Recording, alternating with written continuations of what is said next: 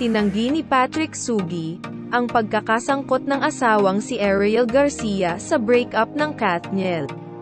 Mariing pinabulaanan ng Pinoy Big Brother ex-housemate na si Patrick Sugi na may kaugnayan ang asawa niyang si Ariel Garcia sa kontrobersyal na hiwalayan nina Catherine Bernardo at Daniel Padilla. Kasalukuyan ngayong nadadawit ang pangalan ni Ariel sa hiwalayang Katniel, matapos siyang ituro ng ilang netizens na naging karelasyon di umano ni Daniel noong sila pa ni Catherine. Nag-ugat ito 2 buwan na ang nakalipas nang mayroong mag-post sa Reddit ng isang blind item tungkol sa isang babae raw na nagngangalang Mermaid, na naging kalandian at ka-sexual encounter ni Disco, habang karelasyon pa nito si Kay, ayon pa sa nasabing blind item. Madalas ang pagkikita nina Mermaid at Disco dahil nasa iisang grupo sila ng barkadahan, ang It Squad. Ilan sa mga netizen ang nag-assume na ang tinutukoy na Mermaid ay si Ariel. Nakapangalan ng bidang character sa Disney film na The Little Mermaid. Habang si Disco naman ay in-assume na si Daniel at Kay, si Catherine. Ang tinutukoy na It Squad ay ang Nguya Squad, ang barkadahang kinabibilangan nina Daniel, Catherine, Ariel, at mister nitong si Patrick, kasama sina Joshua Garcia, Rhea Atayde, Zanjo Marudo, Sofia Andres, Khalil Ramos, Gabby Garcia, Alora Sasem, Dominic Roque, Marco Gumabaw, at Joe Vargas. Ayon pa sa blind item, ang nabuong relasyon ni Daniel at Ariel ang naging dahilan kung bakit hindi raw sumipot sina Daniel at Catherine sa kasal ni Ariel at Patrick noong April 20, 2022. Naungkat ang post na ito nitong Biyernes, January 12, 2024, nang mag-post sa Instagram at Facebook ang nakatatandang kapatid ni Catherine na si Kay Bernardo.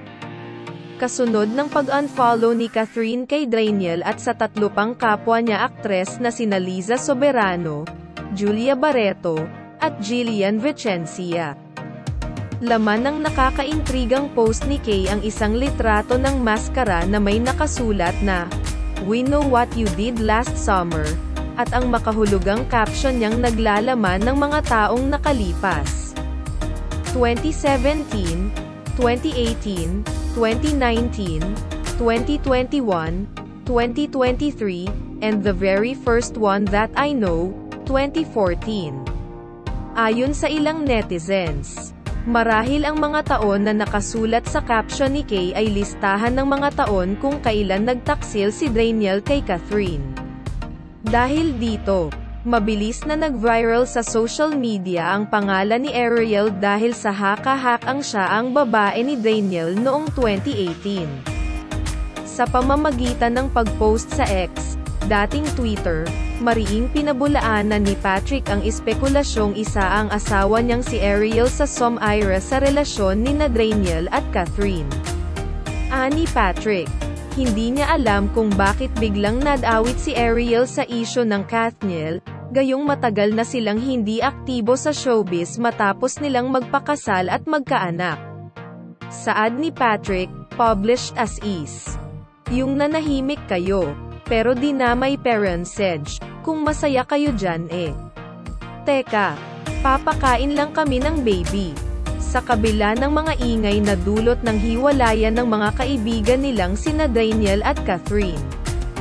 Isa lang daw ang sinisiguro ngayon ni Patrick, walang katotohanan ang ibinibintang sa kanyang asawa.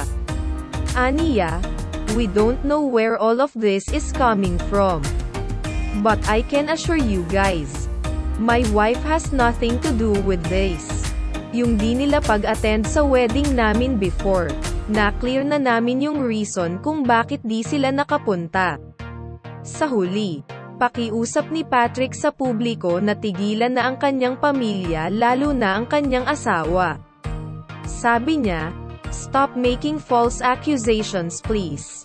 We're trying to live a quiet life so please stop. I'm only talking kasi nadawet na naman name ng wife ko." There's no truth to this. That's all. Salamat.